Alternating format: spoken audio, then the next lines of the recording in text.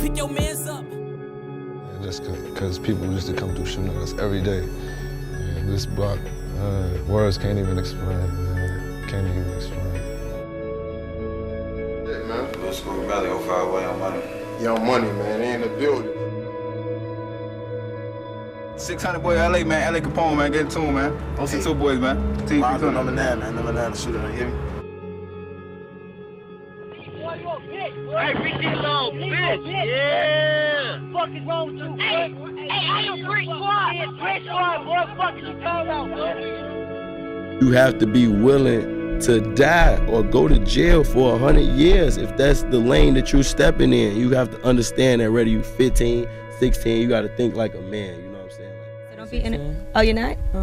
Why does everybody say you're only 16 years old? They say what they want to say. How old How old are you? 300. The story of NLMB.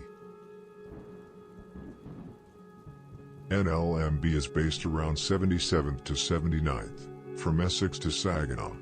They control a huge chunk of Terror Town, which they share with Black Mob. NLMB stands for a few different things. First and foremost, it means No Limit Muskegon Boys, but it also stands for Never Leave My Brothers and No Limit, No Law. Originally, No Limit and the Muskegon Boys were two separate gangs that ended up merging to form NLMB.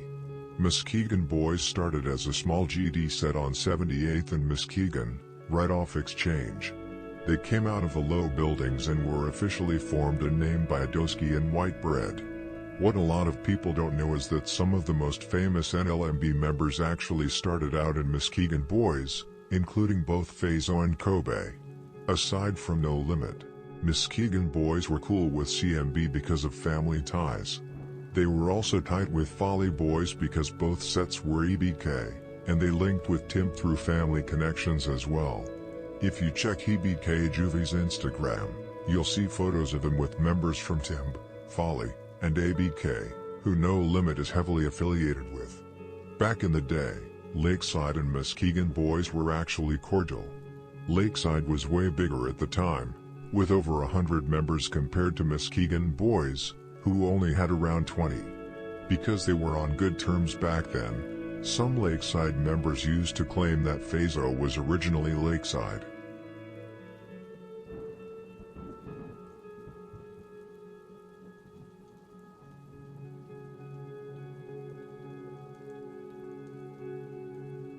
Lakeside was formed back in the 70s or 80s, located from 79th to 81st, between Saginaw and Manistee. As the GDs blew up across the South Shore, Lakeside became one of the biggest GD sets to take over territory in that neighborhood. They were constantly warring not just with the Stones, but also with Mexican gangs like the Latin Kings and Latin Counts. They got the name Lakeside because they were right next to Lake Michigan to the east, but back in the early 2000s, they actually called themselves the Lakers. Many also heard about KTS, but people often get confused about what KTS actually means. Originally, KTS wasn't a single gang. It was an alliance between the GDs from Lakeside and Pocket Town, alongside the 075 Vice Lords from EBC. Over time, that alliance fell apart because of internal beef and personal conflicts, turning KTS into its own separate set. Today, KTS is mainly based out of 75th and Cottage, operating as its own group right alongside EBC. Lakeside and KTS have been in plenty of wars, but the main one was against their bitter rivals, NLMB. Before No Limit and the Muskegon Boys merged to become NLMB, MBG and Lakeside were actually on good terms due to deep family ties. For instance, KTS Dre is related to Lil Hot, while G Fazo and his brothers are related to Jigs from Lakeside. Those family connections tied together several key MBG members, including C Murda, Pookie, and Demetrius. Dre even brought this up in a conversation with G Fab, one of the Robinson brothers known for playing high-level basketball. Dre pointed out that a lot of Muskegon Boys members used to claim Lakeside too, at least until Lakeside eventually bullied them off the block. Before things turned bloody, Lakeside and the Muskegon Boys were cool. Dre personally hung around with plenty of MBG members and knew the Robinson brothers and others before the war kicked.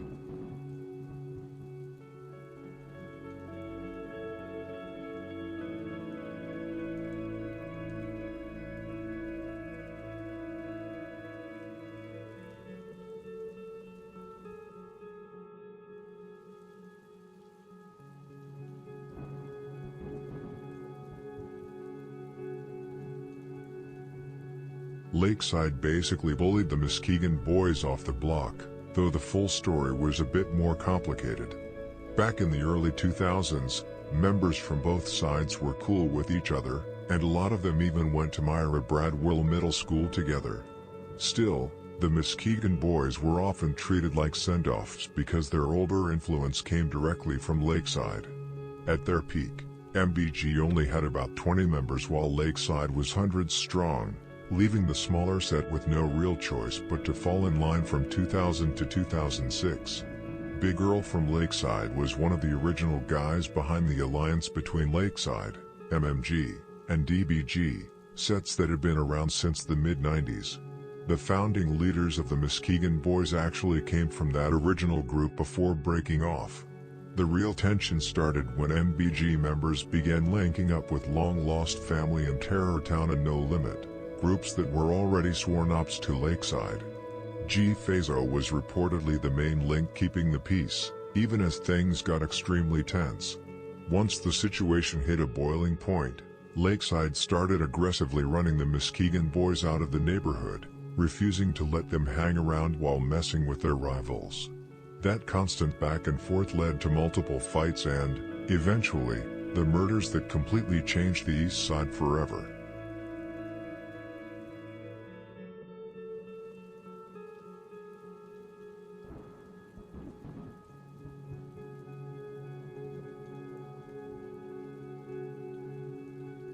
Around 2005 and 2006, members like G-Fazo, Kobe, and Zale got completely fed up with the constant disrespect from Lakeside. They wanted to run their own play, hustle on their own terms, and hold down their own blocks. Lakeside wasn't having any of that independence, so they started robbing and jumping members of the Muskegon boys. Eventually, both the younger and older MBG members hit a breaking point and decided to stand their ground. Since the younger guys didn't have the power, money, or guns yet, Fazo stepped up as the young chief of the Muskegon boys and started shooting at Lakeside himself. Once Kobe and Zale finally got their hands on weapons, they jumped right into the action too. G-Fazo carried major respect on the block and was picked by the older heads to lead the young generation. Everyone knew he wasn't someone to play with. That back-and-forth violence reached its peak in mid-June 2008 when Fazo allegedly killed a Lakeside member. Larry Pickens, a 26-year-old known as Nutty or Nutso, was shot while sitting on his porch at 7815 South Marquette Avenue and later died at the hospital. Street rumor has long held that G-Fazo was the shooter behind the hit. Nutso was a deeply loved original member, and Lakeside later started calling themselves Nuttyville in his honor.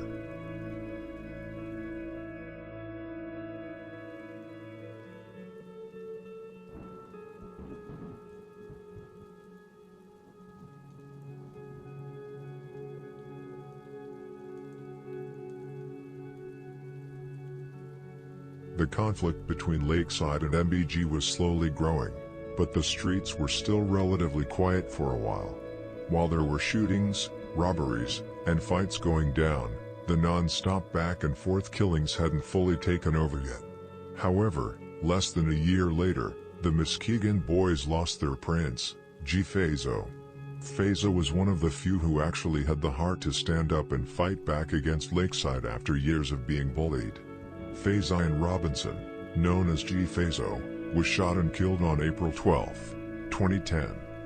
He was found with a gunshot wound to his back on the 2900 block of East 79th Street and was pronounced dead at South Shore Hospital at just 19 years old. Fazo had three brothers, Fabione, Fabius, and Farrakhan, who are all still alive, though Fabius was recently locked up for the murder of J-Dog from NLMB after an internal dispute. The story behind Fayzo's death was especially messed up because he was allegedly killed by his own uncle, Jigs, during a dice game. The game turned into a fight where Fayzo started beating his uncle up, and Jigs pulled out a gun and shot him. Jigs was one of the family members who claimed Lakeside and completely vanished from the area after the shooting. Most people believe he fled the state to start over. This family tragedy is why members like Cairo have mentioned that Fayzo wasn't actually killed by an op in the traditional sense, since it was a personal family dispute rather than a Lakeside hit. It just shows how deep and twisted the family ties between the Muskegon boys and Lakeside really were, even as the sets turned into sworn enemies.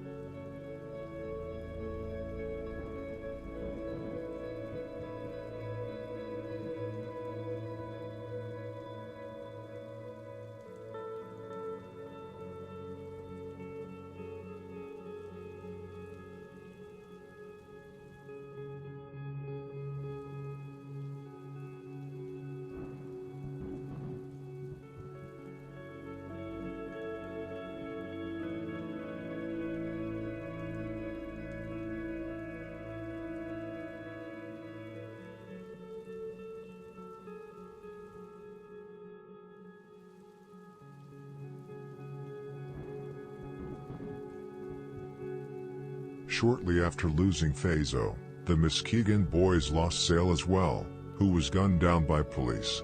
Those two major losses were the real trigger for MBG to officially link up with No Limit and form the NLMB alliance. This merger changed everything.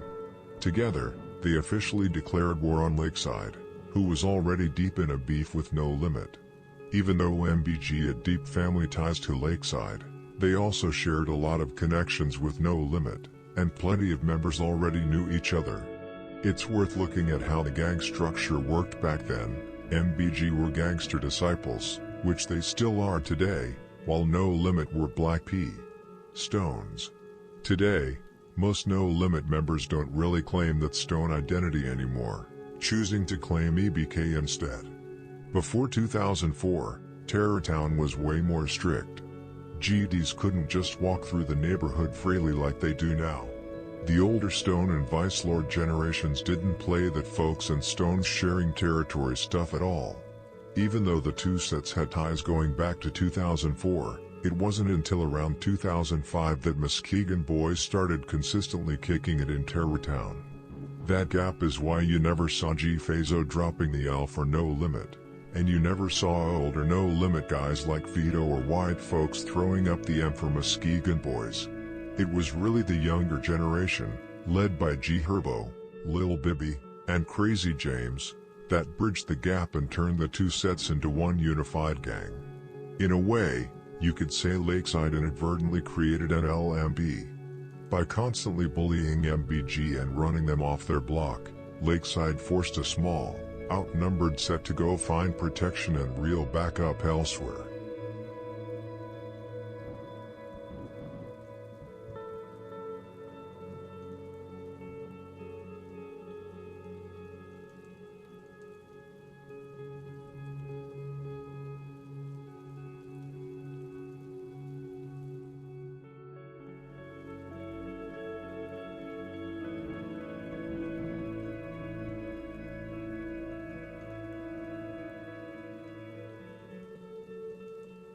So now the war was officially underway between Lakeside and No Limit. Things actually stayed relatively quiet on the streets for a minute after that. There were definitely shootings, robberies, and fights, but no murders went down between the two for a brief stretch. However, less than a year later, a whole new war kicked off, No Limit versus Black Mob. Back when Black Mob and No Limit were still cool, making money was the main priority for both groups, mostly because the older members kept real structure and leadership in place. No Limit especially was always a set that put cash above everything else. Insane amounts of money were coming in daily through guys like Lil Bibby, who was out there hustling non-stop.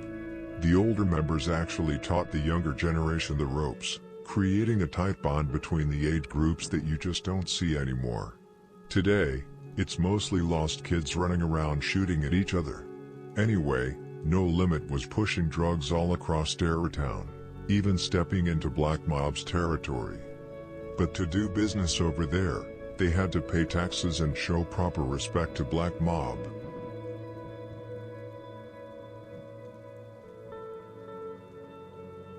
An event in 2009 changed the east side of Chicago forever, completely ruining the relationship between No Limit and Black Mob. Devious Johnson, better known as Vito, was 21 years old and out selling drugs in Black Mob's territory.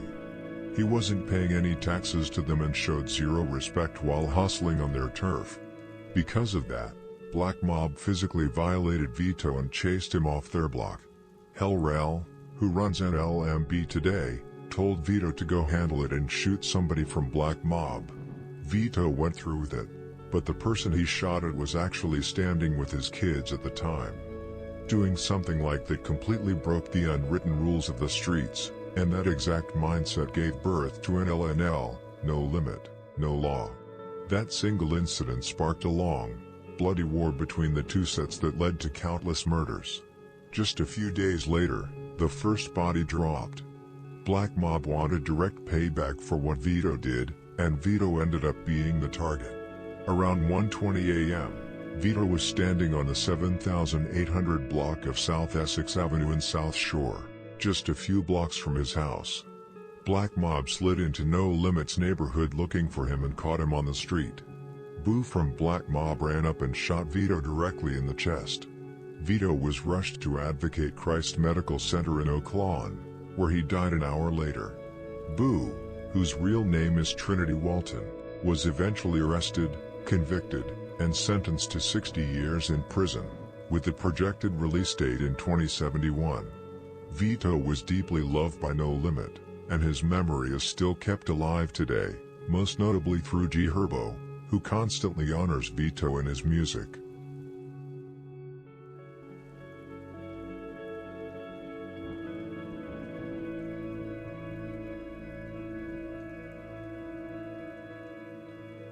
The murder of Vito hit No Limit extremely hard. It came as a massive shock to the entire neighborhood, and just like that, the war with Black Mob was officially on. Black Mob kept pushing the pressure, constantly sliding through and shooting up No Limit's blocks. The older guys in No Limit weren't going to tolerate that and prepared for all-out war. Almost instantly, NLMB started claiming BMK and MK, standing for Black Mob Killer and Maniac Killer. Despite the tension, it took a long time for No Limit to actually get revenge. It wasn't until 2011, 2 full years later. During those 2 years, Black Mob kept pressing them, and No Limit's allies refused to jump in or help.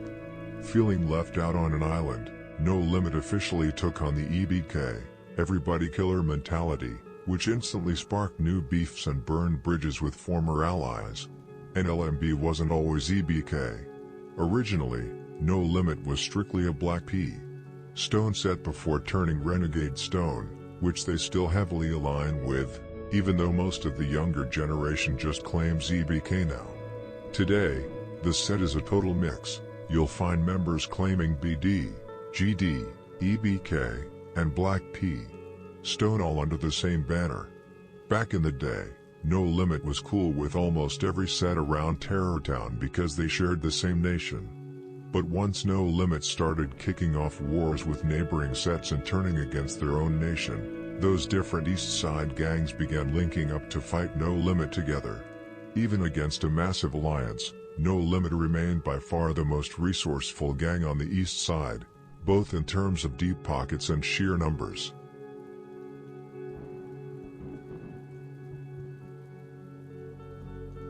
Because No Limit is such a mixed set, containing members who claim BD, GD, Black P, Stone, and EBK, along with deep family ties spread across Chicago, different cliques within NLMB maintain wildly different relationships with gangs around the city.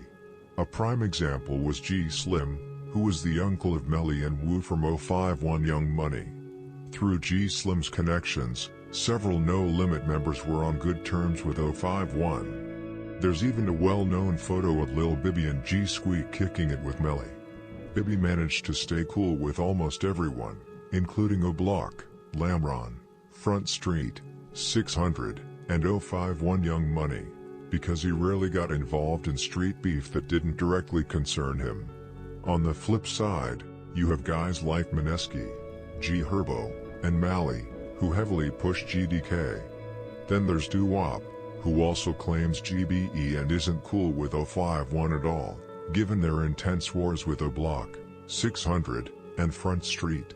You see the same dynamic with other sets like Circon City, Lamron, and THF-46. Cairo, for instance, has family ties to THF-46 that he's cool with, but he also has family in STL/EBT whom he doesn't mess with at all, simply because he's much closer to the guys from O'Block and THF-46.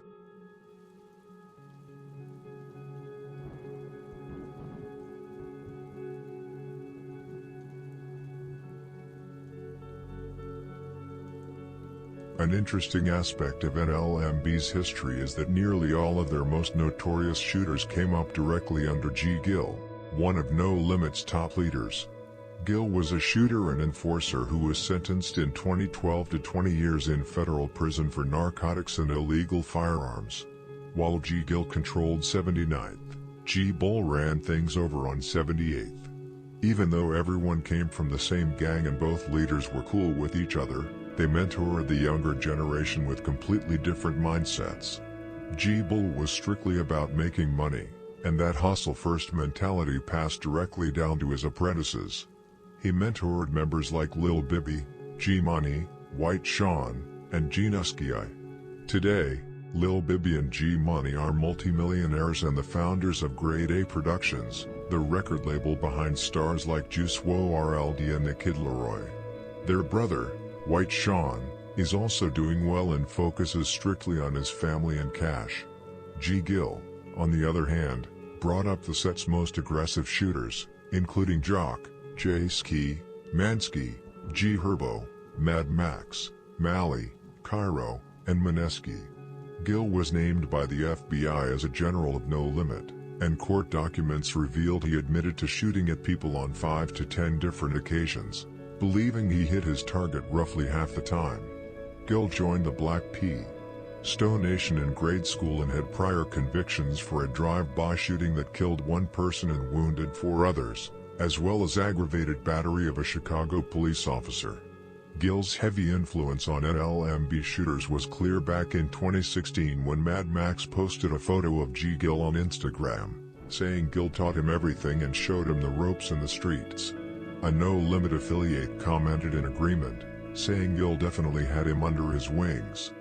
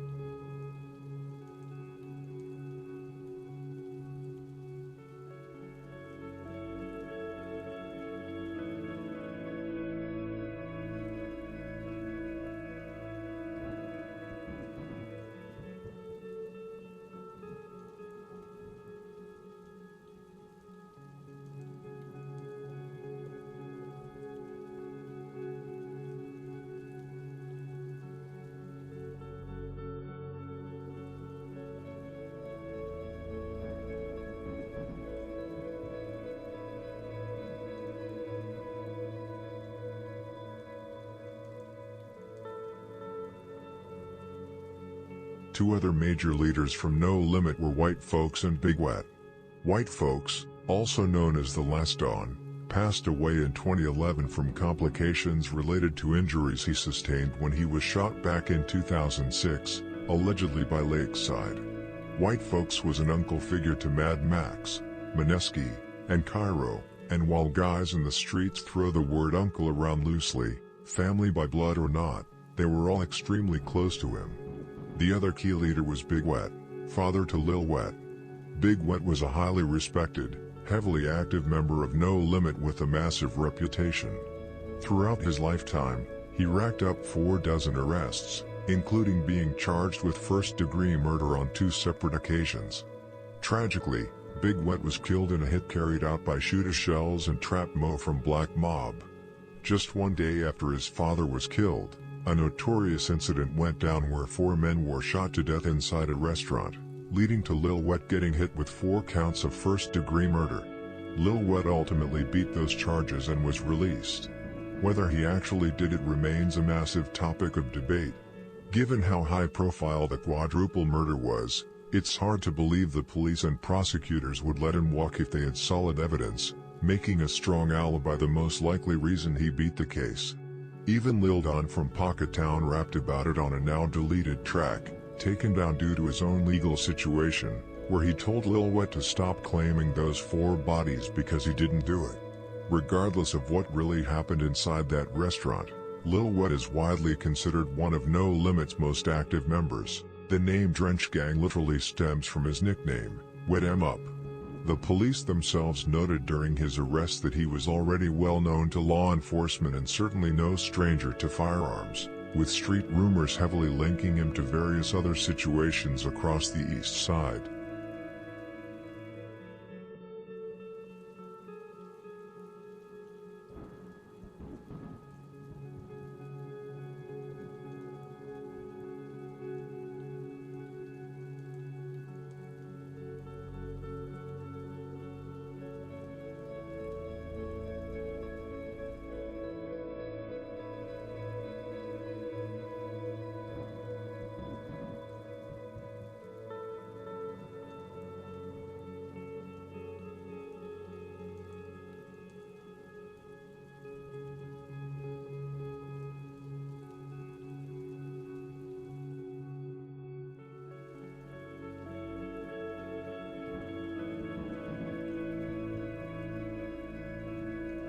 Today, almost every past leader of No Limit is gone, with figures like G-Bull, White Folks, and Big Wet all dead.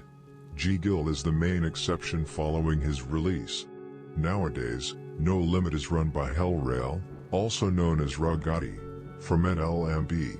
Rugatti has unofficially been a key figure and leader for No Limit for a long time, having sparked the decade-long war with Black Mob back in 2009 when he told Vito to slide on them. Now that G-Gill is back out, he stands alongside him as one of the set's primary leaders. Gill, who was identified by the FBI as a general in No Limit, was sentenced to 20 years in federal prison in 2012 for selling drugs and illegal firearms. During that investigation, he admitted to federal agents that he had shot at rivals on 5 to 10 different occasions, believing he hit his targets about half the time. Court documents show Gill joined the Black P.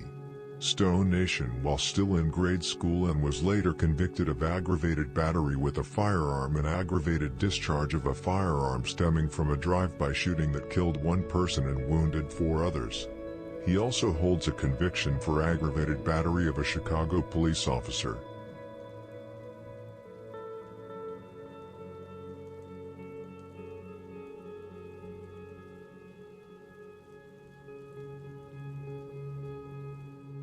G-Slim was another heavy member and leader from No Limit who was shot and killed in July 2017 by Killa Spook from Pocket Town. G-Slim was allegedly one of the original founders of No Limit, a set that has been around for over 30 years.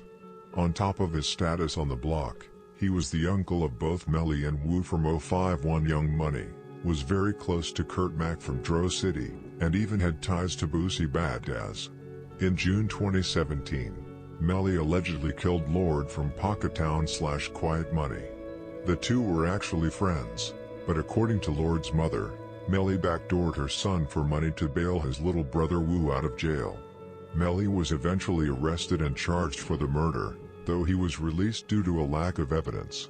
However, according to very plugged-in sources, Melly wasn't actually the shooter, it was G-Slim who killed Lord, with Melly simply dropping the location and setting it up.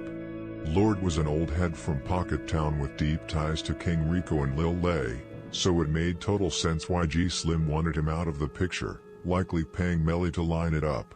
To make things even wilder, G Slim actually used to date Lord's mother back in the day. Just 1 month after Lord was killed, G Slim was murdered, allegedly by Kill a Spook from Pocket Town, who reportedly made a huge bag off the hit. G Slim died acting like a real leader. He was shot while trying to push Moody from No Limit out of the line of fire. Moody took a bullet to the face but managed to survive, while G Slim was hit in the neck and right hand and sadly pronounced dead at the hospital. G Slim commanded massive respect not just within No Limit, but across the entire East Side and South Side, to the point where even Andrilla from 051 paid homage to him after he passed. Rumor has it that G Slim had multiple bodies under his belt spanning all the way from the early 2000s up until a month before his death. Considering he was a 40-year-old man in 2017 still out on the front lines sliding and scoring on ops, you can imagine the legendary status and respect that brought his name.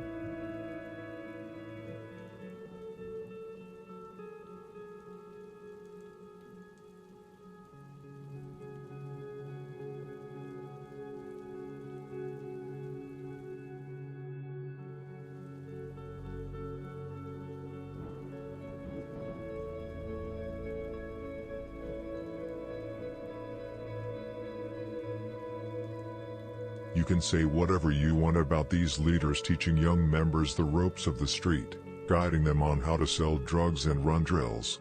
But one thing the leaders of No Limit did right was genuinely looking out for the younger generation. What I mean by that is the younger members were never treated like simple store runners. If the older leaders expected the youth to go out and do dirt, they were right there beside them putting in the exact same work. That's pretty much the core dynamic in these street gangs. The young members aren't going to take orders or let anyone tell them what to do if those leaders aren't actively stepping up and doing it alongside them. In reality, it's those same younger members who are the most dangerous, because they are the ones out there actively dropping bodies. G Slim really stood out in that regard. He was still actively hopping on drills at 40 years old when he didn't even need to, especially since he had already put in decades of work and done his dirt years prior. Lil Bibby put this exact street mentality into perspective on his track "You Ain't Gang," rapping, "Fuck these old dudes, they can't tell me about no street SHT, love the ones you starve with, them the ones you eat with." That line captures why G Slim commanded an unbelievable level of genuine respect. He never distanced himself or abandoned the gang as he got older. Instead, he was always right on the block hanging around the younger generation like Mally, Mad Max, Mineski, G Herbo, and Lil Bibby. Because he stood on business until his very last breath, G Slim was easily one of the absolute biggest losses No Limit ever took in their entire history, right up there alongside Mad Max.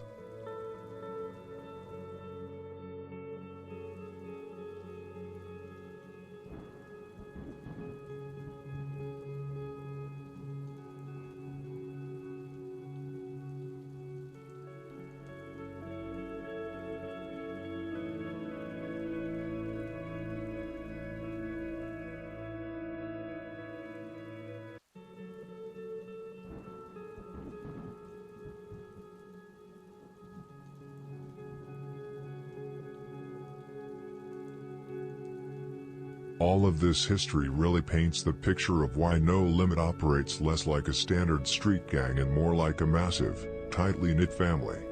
Just as when M Up, Mad Max, Mally, Merch Money, and Cairo learned the ropes from original elders like G Slim and G Gill, it eventually became their turn to pass down that same street knowledge to the next wave, including Lil Loss, Lil Ro, Twino, Emo, Moo Wop, Lil Hod, and Pharaoh. The top members of No Limit personally schooled the younger guys on how to survive and move, teaching them how to execute a drill and get away clean, how to navigate the city without getting caught slipping by ops, and how to hustle and make real money. Just like the previous generation, the older guys don't just sit back and order the youth to crash out, they actively move alongside them. Members like Merch Money, Lil Wet, and Mally have all done dirt right beside the younger crew, because that's the code they were raised on, and it's the only way to hold genuine respect on those blocks. The bond between the generations goes back decades. The older guys literally watched these kids grow up from toddlers on Essex, Muskegon, and 79th. That's why outsiders can't just move onto the block and claim NLMB. Almost every single member is deeply rooted in families that have lived in Terror Town for generations. It becomes surreal and heavy looking back at old pictures of kids like Twino or Lil Trey Young standing beside Bibby and Herbo as children, only to realize those same kids grew up and ultimately lost their lives to the very street violence they were born into. It's a ruthless, never-ending cycle where yesterday's kids become today's enforcers, passing down the exact same playbook to the next generation behind them.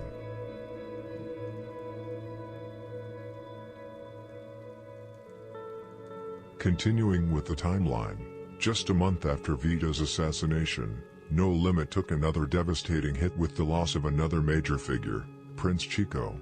To understand the history, it's important to clarify that there were actually two respected figures known as Chico within that circle, Big Chico and Prince Chico. You have probably heard G Herbo mentioning both in his songs. Big Chico was the father of rock, and he was killed back on December 5, 2007, by Andre from No Limit 083, Tony World. Andre was later convicted and sentenced to 15 years in prison for first-degree murder. Big Chico was a deeply connected figure as well, being the uncle of Lil T from THF 46 and the cousin of Gucci from NLMB, Rookieville. The second Chico was Prince Chico, also known as J-Mo, whom many No Limit members revered as one of the set's last dons. Real name James Robinson, Prince Chico was gunned down on July 2, 2009. He was shot to death near 79th Street and Yates, where police found him lying in the street with a fatal gunshot wound to the head. Losing both Vito and Prince Chico back-to-back in the summer of 2009 dealt a massive blow to No Limit, setting off waves of retaliation and fueling the flames of an already scorching war across Terror Town.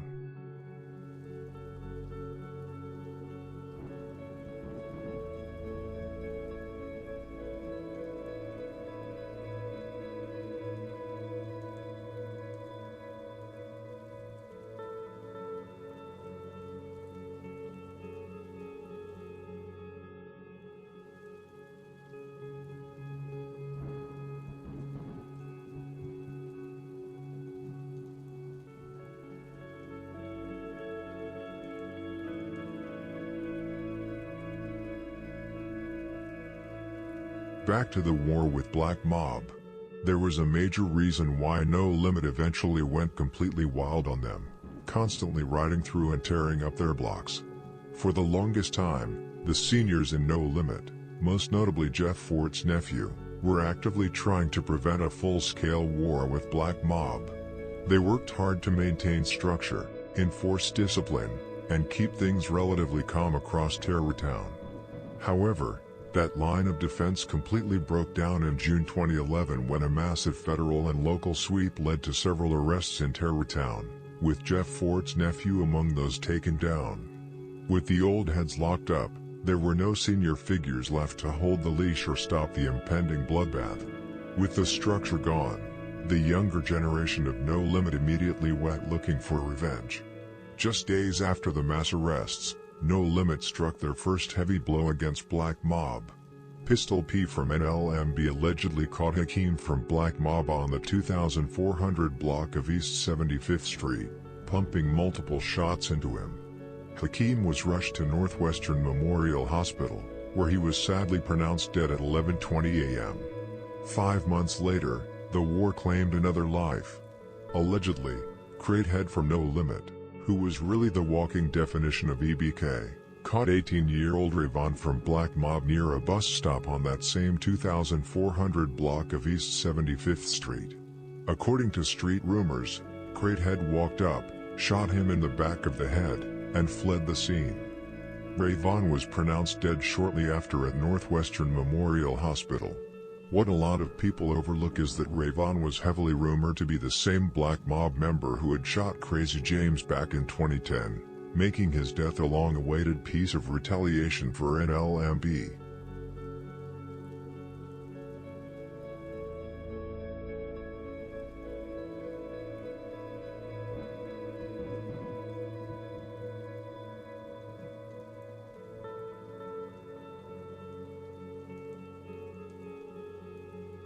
Turning back to the war with Lakeside, the tension was hitting a boiling point.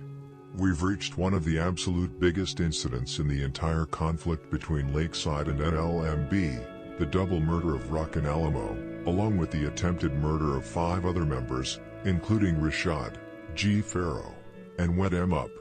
On February 19, 2012, a group of No Limit members was standing outside a liquor store on the 2500 block of East 79th Street at Essex Avenue. Out of nowhere, a beige car pulled up. Katie Estray, who was in the vehicle alongside B.D. Ritchie and Mac Main, opened fire with the others, spraying the entire crowd with a barrage of bullets. Rock and Alamo were hit multiple times and died on the spot. Rock took fatal shots as he tried to sprint inside the store for cover, while Alamo was struck repeatedly as he stood outside. What a lot of people don't realize is that Rashad G. Farrow and Wet M Up were among the 5 wounded who managed to make it out alive. While most of the injured were treated and released fairly quickly, Wet M Up took a bullet to the stomach and had to undergo emergency surgery. The streets actually thought he was dead for a moment. Witnesses at the scene described absolute chaos, with blood on the pavement, bodies on the ground, and bullet holes riddling the liquor store and surrounding buildings. Alamo was a 57-year-old father of 4. While his family maintained he was an innocent bystander who just stepped out after dinner to grab something from the store, street sources claim he wasn't completely uninvolved, often mentoring the younger No Limit members on how to trap and slide. NLMB officially took on the name Rock Block in his honor, and he is still heavily memorialized to this day, most famously through G Herbo's music.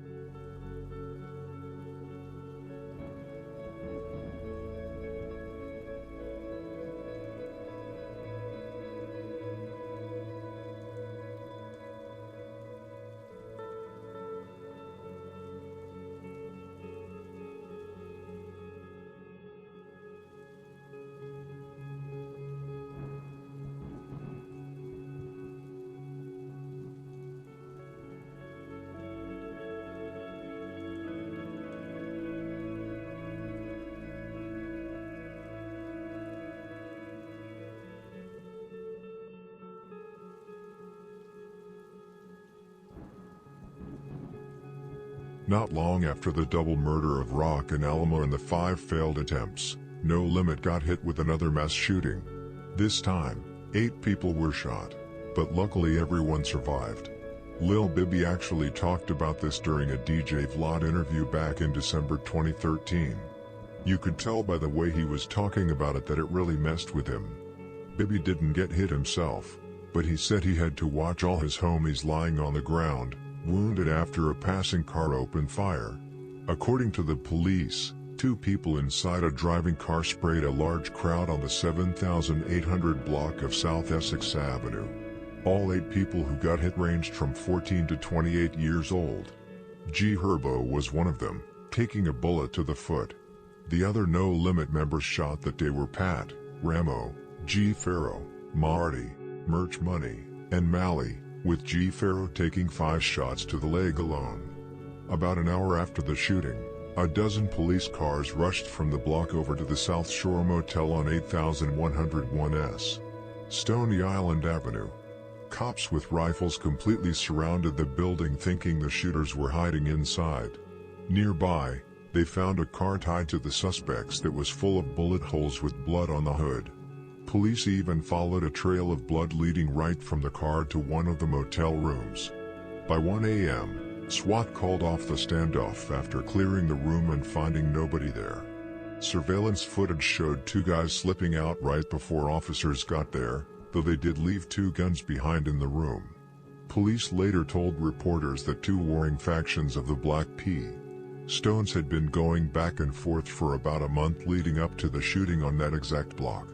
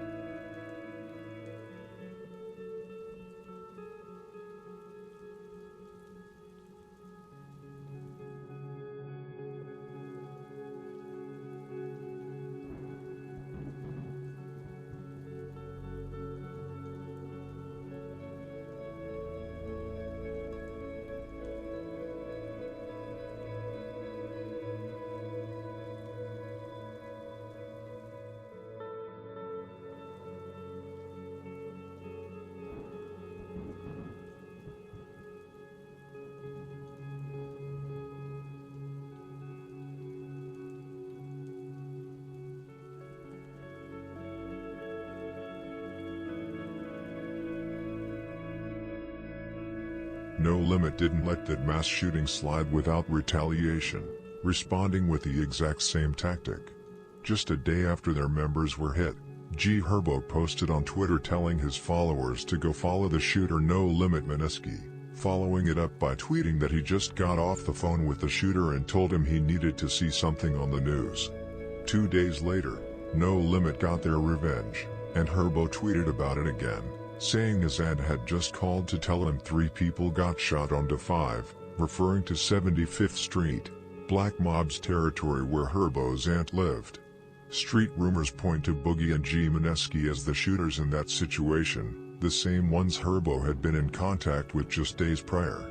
As for the shooters who gunned down the 8 No Limit members on Essex, they were rumored to be Fromo and Black from Black Mob, both of whom Herbo allegedly shot himself on a separate occasion down the line.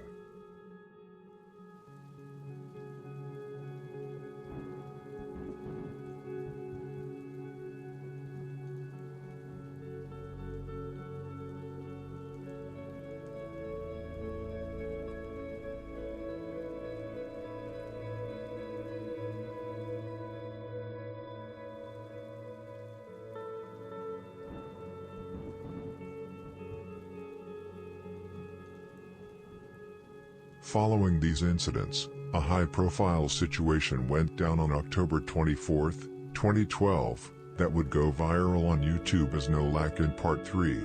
KTS Stray, his brother KTS Vaughn, and Lakeside members Pasto and Don Don caught No Limit's Kobe, Cairo, and Moody at a McDonald's on 79th, right in No Limit's own territory. Dre, acting as the older guy in the group, walked up on a 17-year-old Cairo and tried to force him to disrespect his dead friend, demanding he say fuck rock. When Cairo stood his ground and refused, Dre punched him in the face. Things escalated fast when Moody came out of the restroom with a gun visible in his waistband. Seeing that, the KTS and Lakeside crew backed out of the McDonald's and headed back toward their block. No Limit didn't let it slide. They grabbed their own guns and chased them down, leading to a shootout involving Dre, Kobe, Posto, Moody, and Cairo. During the exchange, Posto was shot in the arm, an injury rumors say was caused by Kobe. While the clip became a huge piece of internet history, the actual violence surrounding it was dead serious. G Herbo actually brought up the aftermath on Back at It Part 3, rapping, YouTube and Olac and 3 video. Yeah, a few of them gone. All of them gone.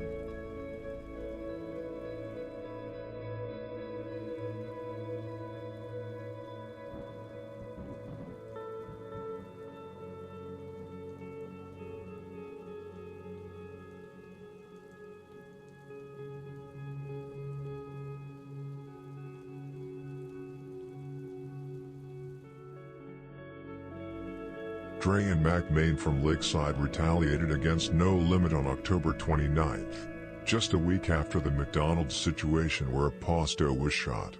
The two were waiting outside Big Loss's house on the 7900 block of South Escanaba Avenue while Loss was out grabbing a newspaper and coffee. As Loss was walking back to his apartment, Dre and Mac Main shot him multiple times in the back before running off on foot. Big Loss, whose real name was Carlos, was a 33-year-old, heavily respected No Limit member and the father of Lil Loss from Drench Gang. He was a father of 4, and people around him described him as a guy everyone liked having around.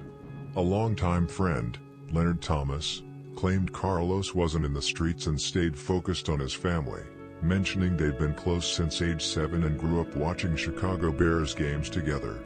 While his tight circle remembered him as a family man, Big Loss was still an older member who stayed active with the set. His death hit the block hard, leaving his family and day one friends completely devastated.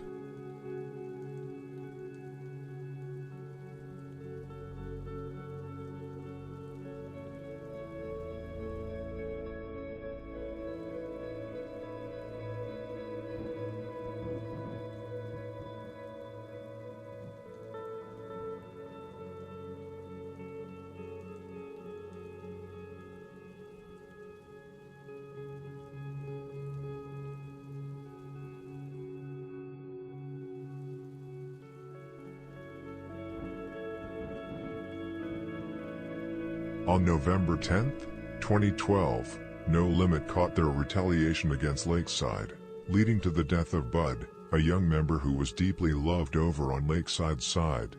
Bud was spotted walking on the 2600 block of East 79th Street around 12:55 p.m. A dangerous move given that the area sits right in the heart of No Limit territory, just down the street from the same McDonald's where the infamous situation with KTS Vaughn, Dre, and Cairo went down a month prior. Word on the street at the time was that Merch Money, Cairo, and Mad Max were actively riding around looking for revenge. Witnesses reported that 4 young men walked up on Bud on the sidewalk and shot him multiple times in the chest before taking off. Bud, who was only 20 years old, was rushed to Northwestern Memorial Hospital in critical condition but ultimately passed away. While the police brought up his record and gang ties, a makeshift memorial set up at 79th and Saginaw showed a much sadder side to his story. A guy at the scene described Bud as a laid-back, quiet person whose mental state had spiraled downhill after a past trauma, leaving him basically homeless and wandering those blocks every day until rivals finally caught him slipping. This specific hit ended up carrying heavy weight later on, becoming one of the main reasons Lakeside ended up jumping and beating Merch Money so badly when he was in jail.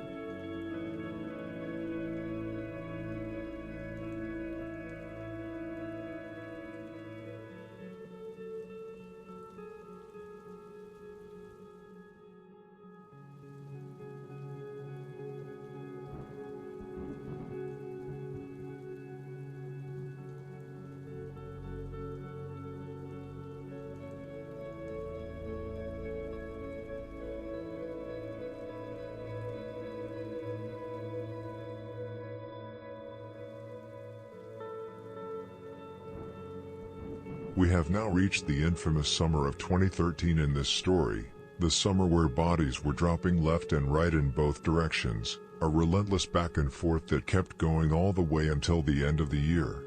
Mad Max went on a complete rampage during that stretch, allegedly adding 3 bodies to his already high count through the summer and into the winter. The bloodbath started with No Limit losing a deeply loved member, C-Mo. For those familiar with the history behind Shoot a Shells, the names allegedly tied to C-Mo's death are Shawty Hit, SGH, and Shoot a Shells himself. C-Mo was one of the NLMB members who slid on Black Mob almost daily back then. His usual routine was lurking deep in Black Mob territory, and if he caught anyone slipping, it was on sight. To avoid getting pulled over by police or caught by ops, he used to quickly duck into corner stores or barber shops. It worked for a while, but his luck eventually ran out when he tried hiding inside a store, only to be cornered not by the cops, but by Black Mob and Shoot a Shells. When C-Mo's older sister, Sierra, checked on him earlier that week to ask if he was alright after hearing rumors about the heavy beef in South Shore, C-Mo just told her not to worry and that people were just tweaking. His sister recalled that he was always like that. He never wanted his family stressing over him, even though they constantly did. As the youngest of 3 children and the only son, C-Mo was no stranger to the street life. He had witnessed heavy violence firsthand, even watching his best friend get shot and killed back in 2010. When the call came in that C-Mo had been hit, his family rushed straight to the hospital. After doctors broke the news that he hadn't made it, his mother desperately asked if they could put him back on life support just to try and bring him back.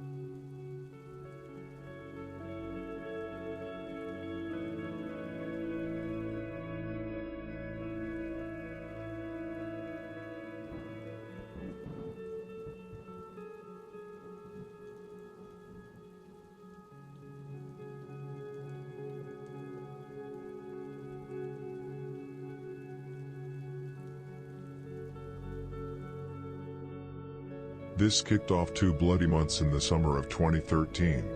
Just a day later, No Limit lost another member, 18-year-old Tracy, whom G Herbo mentioned on Riding With It, where he rapped. They killed Tracy that same night when we were out there chilling. Around 1:30 a.m., Tracy was riding in a car heading north on Merrill toward 75th when someone in a group on the street fired into the vehicle, hitting him in the head. 3 days later, the war swung back in the other direction, and Mad Max was heavily rumored to be behind the trigger. Jordan Jefferson from Black Mob was standing outside on the 2400 block of East 75th Street when Crazy James, Mad Max, Ramo, and Cairo allegedly spotted him. They ran up and shot him in the head 3 times, killing him instantly on the scene. Jordan had recently been paroled on a 2011 drug charge and was actively trying to change his life. Pastor Isaac Whitman of the Greater Metropolitan Church of Christ shared that Jordan had visited him that week and even attended service that Sunday morning, helping carry supplies into the church office. Right after service, Jordan and the pastor's son walked to a nearby corner store. Moments later, 3 shots rang out. Pastor Whitman heard the pops and saw Jordan fall to the ground from a distance, noting that 1 bullet narrowly missed his own son. Down the street, Jordan's sister screamed in grief as friends held her. After the hit, No Limits Ramo tweeted, "I know you know Lil Chris, I have blow you down now, it's hot up on yo strip." EBK Juvie later dissed him on Pistol Gang, rapping, "Do you're dumb like we did Jordan."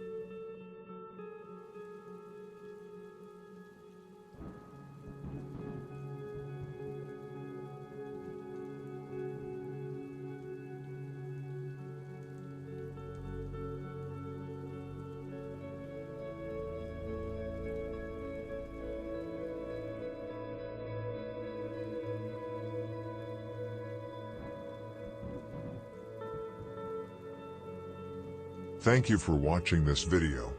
I hope you enjoyed it. Don't forget to like, comment, and subscribe. Stay safe, and may God bless you all. Let me know what you want to see next.